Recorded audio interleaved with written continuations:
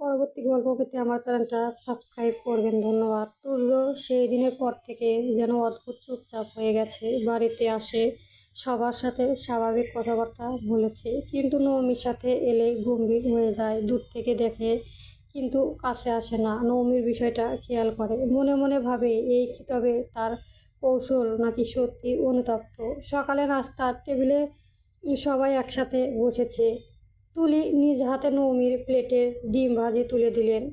মামুনি, খাচ্ছ না কেন? শরীর তো শুকিয়ে কাঠ হয়ে যাচ্ছে। নৌমি মৃদু হাসলো। খাচ্ছি তো মা। তুর্য চুপচাপ বসেছিল, হঠাৎ বলল, মা, আজ বিকেল আমি নৌমিকে নিয়ে একটু বাইরে যাব। চামচ থেমে গেল নৌমির হাতে। বিস্ময়ে তাকালো তুর্যর দিকে। তুলি খুশি হয়ে বললেন, যাও না বাবা, ঘুরে এসো। এতদিন পর তো একসাথে সময় কাটানোর দরকার। নৌমি কিছু বলল না, শুধু মাথা নিচু করে রইল। বিকেলে তুর্য গাড়ি নিয়ে দাঁড়িয়েছিল গেটের সামনে। নৌমি ধীরে ধীরে বের হলো। সাদা সালোয়ার কামিজের, খুব সাধারণ লাগছে তাকে, তবুও চোখ সরানো যায় না। গাড়িতে উঠে নৌমি বলল, কোথায় নিয়ে যাচ্ছেন? তুর্য স্টিয়ারিংয়ের চোখ রেখে বলল, বিশ্বাস রাখতে পারো। নৌমি ঠান্ডা গলায় বলল, বিশ্বাস শব্দটা এখন আমার কাছে খুব দামি। তুর্য নিঃশ্বাস ফেললো, আর কথা বাড়ালো না। গাড়ি এসে থামলো নদীর ধারে। সন্ধ্যার আলো, হালকা বাতাস, কয়েকজন মানুষ দূরে হাঁটছে। পরিবেশটা শান্ত। নৌমি অবাক হয়ে চারপাশে তাকালো। তুর্য ধীরে বলল, তুমি বলেছিলে না তোমার জীবনে কেউ কখনো তোমাকে সময় দেয়নি? আজ আমি শুধু সময় দিতে চাই। কোনো তর্ক নয়, কোনো জোর নয়। নৌমি চুপ। বাতাসের ওড়না উঠছে। তুর্য আবার বলল, আমি জানি আমি দেরিতে ফিরেছি, কিন্তু আমি পালিয়ে যাইনি। আর আমি বুঝেছি আমার ভুল। তোমার জায়গায় নিজেকে বসিয়ে ভাবার চেষ্টা করেছি। 5টা বছর, পাঁচটা বছর তুমি একা ছিলে, আমি ছিলাম না। এটা অপরাধ, বড় অপরাধ। নৌমির চোখ ভিজে উঠল, কিন্তু সে তাকালো না তুর্যর দিকে। ক্ষমা চাইতে আসেনি শুধু, তুর্য বলল, প্রমাণ দিতে এসেছি। তুমি যদি বলো আমি নতুন করে শুরু করব, তুমি যদি বলো আমি অপেক্ষা করব, যতদিন লাগবে। নৌমি ধীরে বলল, আপনি কি নিশ্চয়? এটা শুধু দায়িত্ববোধ নয়। তুর্য এবারও দিকে ঘুরে তাকালো, চোখে ক্লান্তি, তবুও দৃঢ়তা। না, এটা ভয়। তোমাকে হারানোর ভয়, আবার ভালোবাসা। শব্দটা বাতাসে ভেসে রইল। নৌমির বুক ধড় করে উঠল। এতদিন যে শব্দটা শোনার জন্য অপেক্ষা করছিল, আজ সেটা কেন এত ভারী লাগছে? ভালোবাসা। নৌমি মৃদু হাসলো। ভালোবাসা কি এত বছর পরে হঠাৎ জন্মায়? তুর্য মাথা নেড়ে বলল, হয়তো ছিল, কিন্তু বুঝিনি। মানুষ কখনো কখনো নিজের সবচেয়ে মূল্যবান জিনিসটা দূরে চলে গেলে তবেই বোঝে তার দাম। নৌমি এবার তাকালো তার দিকে দীর্ঘক্ষণ, যেন খুঁজেছে সত্যি মিথ্যে। আমি আপনাকে সময় দিতে পারি, ধীরে বলল সে, কিন্তু শর্ত আছে। তুর্য চোখ ঝিলিক। বলো। আমার সিদ্ধান্ত কেউ চাপ দেবেন না বাবা, আপনি কেউ না। আমি নিজে বুঝে সিদ্ধান্ত নেব। আর আমি আর আগে নৌমি নই। ভেঙেছি, কেঁদেছি, কিন্তু বদলিয়েছি। তুর্য মাথা নাড়ালো। আমি সেই বদলে যাওয়া নৌমিকে চাই। হালকা নীরবতা। দূরে সূর্য ডুবেছে। নৌমি বলল, ডিভোর্সের কাগজ এখনই ছিঁড়ছি না, আবারও সইও করছি না, আপাতত রেখে দিলাম। তুর্য মৃদু হেসে বলল, এইটুকু আমার জন্য অনেক। বাড়ি ফেরার পথে গাড়ির ভেতরে অদ্ভুত নীরবতা, কিন্তু নীরবতার আগের মতো ভারী নয়। আরিফুল রহমান আর সামিদ বাজার করতে গিয়েছে যেগুলো লাগবে পার্টিতে। রিমাও তার কন্যা ওদের আড্ডায় মজায় শামিম হবে না বলে জানিয়ে দিয়েছে। বলেছে এসব রং ঢং করার ইচ্ছে তাদের নেই। তারা এক কথায় যে বলল, আর কেউ তাদের জোর করেনি। আনন্দ করার প্রতিটা জীবনের সাথে জড়িয়ে। প্রতিটা মানুষের উচিত পরিবারের সাথে আনন্দ মজা করার। বয়স বাড়লে এত এইগুলোর স্মৃতি পাতায় যুক্ত হয়, তাই না? ছাদের বারবিকিউ পার্টি আয়োজন করা হয়েছে। মেহেরাপা আবার ডেকোরেশন করার বেশ পটু, তাই তাসফিকে নিয়ে ও ছাদ সাজাচ্ছে। তুলি, হাফসা আর রুকসানা নিজেদের মাঝে গল্প ব্যস্ত। ফোন বাজাতেই নৌমি ছুটে এলো ওয়াশরুমে থেকে। ফোন স্ক্রিনে আব্বু নামটা দেখে একটু হাসলো। ওর মাঝে মধ্যে নিজেকে কোমল পাষাণ মনে হয়, নিজ থেকে সহজে ফোন দেওয়া হয় না দাদিমা বাবাকে, যে এই বাবার সাথে কথা না বললে সময় কাটতো না। দাদিমার কোলে মাথা না রাখতে পারলে ঘুম হতো না। এখন ঠিকই তাদের ছাড়া দিব্যি দিন সময় কেটে যায়, আর ওর বাবার সাথে দূরত্বটা তো বেড়েছে। বাপ মারা যাওয়ার পরই বাবার সেই আগের ভালোবাসাটা আর পাওয়া হয় না। মা মারা যাওয়ার পরে বুঝতে পেরেছে পৃথিবীতে মা না থাকলে কেউ কারো না। ভাবতে ভাবতে ফোন কেটে গেল। ভাবলো না এবার ফোনটা দেওয়া উচিত। যাক, যা যতই হোক, বাবা তো। কল করার সাথে সাথেই রিসিভ হলো ওপাশ থেকে। তাতে নমি বেশ একটু হাসলো। সালাম দিতেই ওর বাবা বাদশার হক বলে, কেমন আছো নমি? আব্বুকে ভুলে গেছো তাই না? ভালো আছি আমি। আর বাবা মাকে কি ভোলা যায় আব্বু? অন্যরা পারলেও আমি তো পারি না আব্বু। তুমি কতদিন মনে করে ফোন দিয়েছো আমায়, আমি না হয় ভুলে গেছি, কিন্তু তুমি। মেয়ের অভিমানী কণ্ঠে বিপরীতে কোনো কথা এলো না তার মুখে। সত্যি তো, সে নিজে থেকে কবার ফোন দিয়েছে। ফোন না দিক, কিন্তু তেমন তো মেয়েকে আগের মতো মনে করাও হয় না। আসলেই তো সে পাল্টে গেছে। বুঝলো নিজের অপরাধ, তবুও তার ধরা দেওয়া ইচ্ছে তার নেই। তাই প্রসঙ্গ পাল্টে বলে, জামাই বাড়ি ফিরেছে? সে কথা জানাওনি কেন আমায়? তুমি ফোন ধরোনি আব্বু? শান্ত স্বরে শুধু উত্তর দিচ্ছে নমি। নিজ থেকে নিজের কিছু জিজ্ঞেস করছে না ও। সেই মানসিকতাই নেই ওর।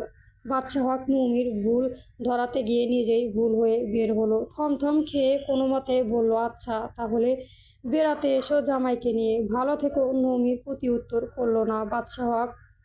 ওপাশ থেকে কল কাটতে নমির চোখ বেয়ে পানি গড়িয়ে পড়লো। ফোনটা বুকের সাথে চেপে ধরে বাবাকে উদ্দেশ্য করে বলে, আব্বু, তুমি তোমার মেয়েকে ভালোবাসতে পারোনি কেন? এত বদলে গেলে। আমি আমার আগের আব্বুকে মিস করি খুব। হয়ে যাও না আমার ভালো আব্বু। মেয়ের অভিযোগ শুনলে পেলে না বাদশা। হয়তো নমি নামে সব মেয়েটা কথা মনেই থাকবে না এখন আর। কিছু মানুষ হয় না যাদের মনে ক্ষতর অভাব হয় না, থাকলেও মুখের হাসি অভাব হয় না। অবশ্য মেয়েদের বেলা তাই একটু বেশি ঘটে। নমি আর রুমে থাকলো না। এখানে থাকলেই মন আরও খারাপ হবে। নিজের ভাগ্যকে নিয়ে আফসোস হবে। নিচে নামার পথে দেখা হলো তুর্যের সাথে। কানে ফোন নিয়ে উপরের দিকে উঠছিল। অফিস থেকে ফোন এসেছে কিছু সমস্যার সমাধানের জন্য। একজন সেনা সদস্য হওয়ায় দারুণ বাড়ি হোক কিংবা অন্য কোথাও দায়িত্ব এড়ানোর সাধ্য নেই তাদের। তুর্য দেখলো নমি চোখ কোমল ফেললো। নখের আগায় লাল অল্পতেই বুঝে গেল কেঁদেছে মেয়েটা। এই অল্প সময়ের মাঝে কি এমন হলো যে মেয়েটাকে কেঁদেছে? নমি তুর্যকে দেখে কিছু না বলে পাশ কাটিয়ে চলে যেতে নেয়। মন ভালো নেই তাই তর্ক কিংবা কথার কোনো কিছু বলার ইচ্ছে নেই ওর আপাতত। তবে তুর্য তা হতে দিলে হয়। কল হেল্ড করেই নমিকে জ্বালাতে জিজ্ঞেস করে, আমার বিরহের কাঁদছিলে নাকি মিসেস? আপনার জন্য আগে যে কেঁদেছি তার হিসেবে আগে উঠায়, তারপর বাকিটা দেখা যাবে। মেয়েটার উত্তর কি সবসময় রেডি থাকে নাকি? কিছু বলার সাথে সাথেই বুলেট ছেড়ে মুখ থাকে। কিছু বলে ছাড় পাওয়ার সুযোগটুকু রাখে না। তবে তুর্যর ইচ্ছে হলে না হেরে যেতে নমির কাছে, তাই দুষ্টুমি করে আরেকটু কাছে আসে। নমি বলে, যে পরিমাণে কেঁদেছো, কাছে এসো সেই পরিমাণে আদর দিই। এসো কাছে। নমি হতবাক হয়ে চেয়ে থাকে তুর্যর দিকে। ও কি ভুল শুনলো নাকি? হয়তো বা না হলো তুর্য এমনভাবে কথা বলার মানুষ এসব যার তুর্যর সাথে। অবশ্যই পুরুষ মানুষ বলে কথা, এমন স্বভাব থাকাটা দোষের কিছু নয়। তারপর ওপর নমির সাথে এমন দুই একটা কথা বলার ওর জাম্মু হালকা। নমি নিজের চোখ জোড়া ছোট ছোট করে লজ্জায় ঢেকে ফিসফিসিয়ে বলে, লুচ্চা মানিক একটা বলেই পাগার পার। নমির মোটেও দাঁড়ালো না ওখানে।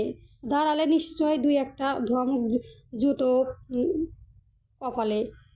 এদিকে তুর্য হা হয়ে গেছে নমির কথায়। ও লুচ্চা কি এমন বলল?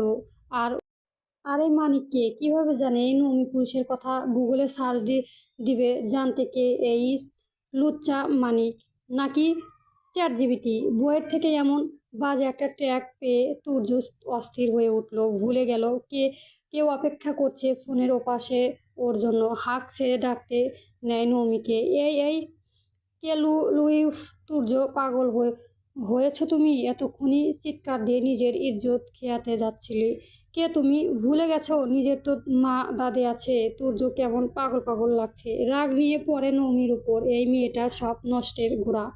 দেখা হওয়ার পর থেকেই তুর্য নিজের ব্যক্তিত্ব হারাতে বসেছে। যে তুর্য বেশি থাকা কথা বলতো না, সে এখন বাচাল হয়ে যাচ্ছে। রসিকতা না করা ছেলেটা রসিকতা করে জোকার খাতায় নাম লেখাচ্ছে। বাবা ভালোই বোনদের কাছে ইজ্জতের দরফারফা করাচ্ছে, আর আর শেষমেশে তো লুচ্চা মানিক নামে ট্রেয়াকও পাচ্ছে। এগুলো মূল্য কে? নৌমি তুর্য রুমে দিয়ে যেতে যেতে সিদ্ধান্ত নিল, একা পাক মেয়েটা ছাড়বে না ও কিছুতেই। এর বদলাও নেবে। মশলা খামিয়ে মুরগির ছাদে নিয়ে আসা হয় ভাজার জন্য, সঙ্গে প্রয়োজনীয় জিনিসপত্র। নৌমি ছাদে এসে দেখে ভীষণ সুন্দর করে তাসফির মেহরাবা ছাদটাকে সাজিয়েছে। দেখেই মন ভালো হয়ে গেল ওর। আরিফুল রহমান বিছিয়ে রাখা গতিতে বসে পড়েছে ইতিমধ্যে। বসে বসে তদারকি করছে সবকিছুর। হাফসা খাতুনের হাঁটু ব্যথা, তাই তিনি ছাদে উঠতে নারাজ। তার উপর করা ঘুমে ওষুধ তো আছেই। তুলি রুকসানা এসেছে বাচ্চাদের মজা উপভোগ করতে। বৌমণি এদিকে এসো তো, দাঁড়িয়ে আছো কেন? তোমাদের ডেকোরেশন দেখছিলাম, কি সুন্দর সাজিয়েছো। আমি কিছু করিনি, সব করেছে মেহু। ওর এসবে আইডিয়া ভালো। তুই পারলেও তো করবি। পারিস তো শুধু গন্ডারের মতো ফোঁস ফোঁস করে নাক ডেকে ঘুমাতে। ছোটবেলায় থেকেই স্বামী আর তাসফির একে অপরের পিছনে লেগেই থাকে।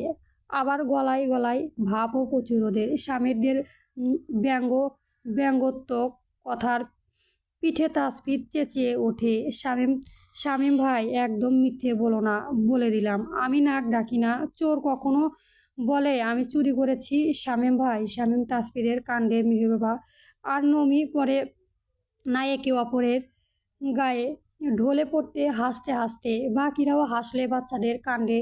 তবে রুকসানা ছেলেকে শাসালেন। শামীম, কি হচ্ছে এটা? কি বাচ্চাটাকে এভাবে জ্বালাচ্ছ কেন? মায়ের ধমকে তাসফিকে আর কিছু বলল না। স্বামী চুপচাপ বারবিকিউ মেকারটা সেট আপ করতে লেগে গেছে। তুর্য ছাদের দরজার কাছে দাঁড়িয়ে দেখছিল এতক্ষণ সব। নিজের কারণে পরিবারের কত আনন্দ মিস করে ফেলেছে ও। দূরত্ব বাড়ালে পরিবারের সাথে নিজের করা ভুলতের জন্য প্রতিনিয়ত আফসোস হয় ওর। দীর্ঘ নিঃশ্বাস ফেলে এগিয়ে সবার দিকে নৌমির চোখ পড়ল প্রথম ওর দিকে। মনে পড়ে গেল কিছুক্ষণ আগে ঘটনা, তুর্যের করা ফাজলামো আর নিজের বোকামো। তুর্য ওকে দেখলো ছোট ছোট চোখে, চোখ মুখে ভাবখানা এমনই হাতে পড়েই একবার তোমায় চান্দু ছাড়বো না একটুও, মোটেও না। সবাই বসে গেল হয়ে একসাথে। তুলি মেরিনেট করার মাংসগুলো বারবিকিউ মেকাবে পুড়ছে আর দেখছে সকালে কর্মকাণ্ড। শামীম বলে, আচ্ছা, গানের কলি খেলি আজ। মোটামুটি সবাই তো গান পারেই, না পারলেও সমস্যা নাই, আমরাই তো।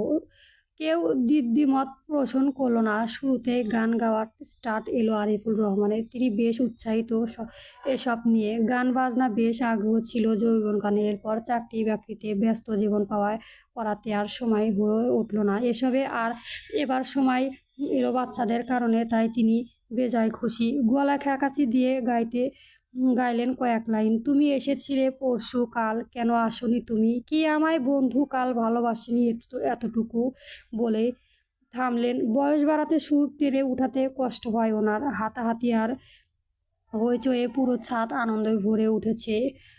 গুরু কি গাইলে সেই গানটা কি কোনোভাবে মামনিকে ডেডিকেট করা? শামীম দুষ্ট এসে ভ্রু নামিয়ে জিজ্ঞেস করলো আরিফুল রহমানের।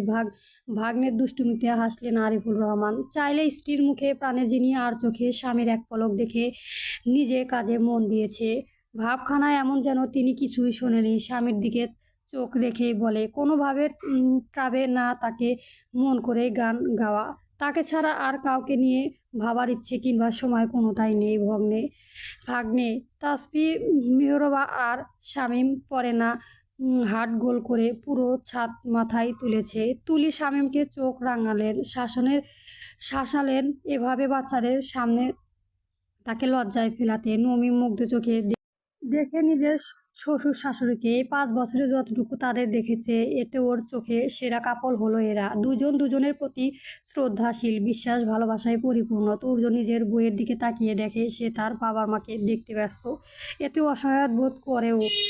কি কাপল! তুর্যের বউ তার দিকে নজর না দিয়ে তার বাবা মায়ের দিকে তাকিয়ে থাকে। হা হা গলা খেকারি দিল নমির মনোযোগ আকর্ষণ করতে। তবে হাই কাপল বইয়ের মনোযোগ আকর্ষণ করতে যেন বাপের বাপের করে ফেললো। আরিফুল রহমান পাশেই তুর্য বসে, তিনি সহজেই তুর্যর করা শব্দ শুনতে পেল। ছেলের দিকে কিছু সময় চোখ মুখ ফিরিয়ে সকলের উদ্দেশ্যেও বলে, বাচ্চারা শেখো শেখো আমার কাছ থেকে কিভাবে যত্ন করতে হয় প্রিয় মানুষকে। অনেকে তো আছে যারা প্রিয় মানুষের সঠিক কদর করতে জানে না।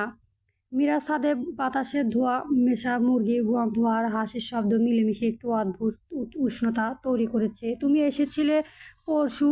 লাইন শেষ হতেই সবাই যেভাবে পড়েছে মজা নিচ্ছে। আরিফুল রহমানের কথার পর মুহূর্তে ছাদে অদ্ভুত নীরবতা নেমে এলো। প্রিয় মানুষদের কদর কথাটা যেন কারো কারো বুকে গিয়ে ঠেকালো। তুর্য মাথা নিচু করে হালকা হেসে এড়িয়ে যেতে চাইলেও কথাটা তার কানে বিঁধেছে ঠিকই। স্বামীত আবার পরিবেশ হালকা করতে বলল, আচ্ছা আচ্ছা এবার কিন্তু ভাবি পালা। নমি ভাবি একটা গান না হলে কিন্তু পার্টি জমবে না। নমি চমকে উঠল, না না আমি গান পারি না। তাসফি সঙ্গে সঙ্গে বলে উঠল, মিথ্যে, আমি শুনেছি তুমি গুনগুন করে গান গাও। সবাই একসাথে ধরলো। তুলি মুচকি এসে বলল, গাও মা, ভয় কিসের? নিজের মানুষদের সামনে লজ্জা কিসের? নিজের মানুষ শব্দ দুটো নমির বুকে কেঁপে উঠল। একটু আগেই তো বাবার সাথে কথায় কত দূরত্ব টের পেল, আর এখানে এখানে সবাই তাকে টেনে নিচ্ছে আপন করে। তুর্য চুপচাপ তাকিয়ে আছে, চোখে কেমন এক প্রত্যাশা। শেষমেশ নমি ধীরে গলায় খুলল, খুব জোরে না, নরম স্বরে, নীল দিগন্ত তুমি আমার এক টুকরো নীল পদ্ম। গানটা পুরো জানা নেই, তবুও 2-1 লাইন গাইতে ছাদের বাতাস থমকে গেল, যেন তার গলার সুরে চেয়ে অনুভূতি বেশি। তুর্যর বুকের ভেতর কেমন যেন হলো। এই মেয়েটা একটা গভীর, ওর হাসি আড়ালে একটা কষ্ট লুকোনো থাকে। আগে কি কখনো খেয়াল করেছে? গান শেষ হতেই হাতাহাতি পড়ে গেল।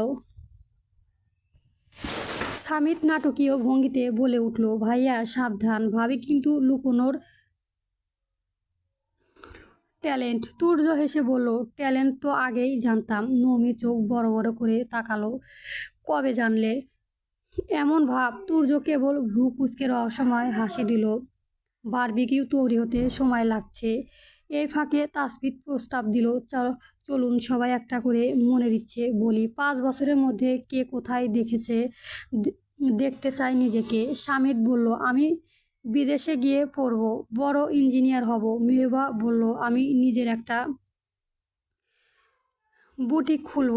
তুলি রুকসানা নিজেদের ছোট ছোট স্বপ্নের কথা বললেন। পালা এলো তুর্যের, সবাই তাকিয়ে আছে। তুর্য একটু ভেবে বলল, আমি চাই আমার পরিবার যেন এমনই থাকে, একসাথে হাসি খুশি। তার গলা একটু ভারী, হয়তো না বলা অনেক আফসোস জমে আছে সেখানে। শেষে সবাই নৌমির দিকে তাকালো। নৌমি কিছুক্ষণ চুপ রইল, তার চোখে ভেসে উঠল বাবার মুখ, মায়ের অনুপস্থিতি, আজকের ফোনালাপ। তারপর ধীরে বলল, আমি চাই আমার মানুষগুলো আমাকে ভুলে না যাক, কেউ যেন দূরে সরে না যায়। কথাটা বলেই মাথা নিচু করলো। তুর্য বুঝলো এটা শুধু সাধারণ ইচ্ছে না, এটা একটা ভয়। বারবিকিউ প্রস্তুত। স্বামীত আর তাসফিত প্লেটে তুলে দিচ্ছে সবার হাতে। ধোয়া ওঠা গরম মাংসের টুকরো মুখে দিতে সবাই উ করছে। এই হাসির মাঝেই তুর্য চুপচাপ উঠে দাঁড়ালো। নৌমির পাশে গিয়ে খুব আস্তে বলল, একটু আসবে? নৌমি অবাক হলে উঠে গেল ছাদের এক কোণে। কি হয়েছে? তুর্য কিছুক্ষণ চুপ করে বলল, আজকে কেঁদেছিলে কেন? নৌমির চোখ ঘুরিয়ে বলল, আপনার বিরহে। তো বললাম, মজা না, সত্যি বলো। তার কণ্ঠ এবার গম্ভীর। নমি আর হাসতে পারল না, ধীরে বলল, আব্বুর সাথে কথা হয়েছিল, মনে হয় উনি আর আগের মতো নেই। তুর্য নিঃশ্বাস ফেলল। সবাই কখনো না কখনো বদলে যায়, কিন্তু ভালোবাসা পুরোটা মরে যায় না। আপনি জানেন, জানি না, তবে চেষ্টা না করলেও জানা যাবে কিভাবে। নমি তাকিয়ে রইল। তুর্য বলল, চলো চলো না, কাল তোমার বাবার কাছে যাই, হুট করে দেখি উনি কি বলেন। নমির চোখ বিস্ময় ভরে গেল। সত্যি? হুম। আর একটা কথা। কি? তুর্য মৃদু মৃদু হাসলো। লুচ্চা মানিকের একটু ভালো চোখে দেখো, সে কিন্তু তার বইয়ের মন খারাপ সহ্য করতে পারে না। নমি লজ্জায় মুখ ঘুরিয়ে বলল,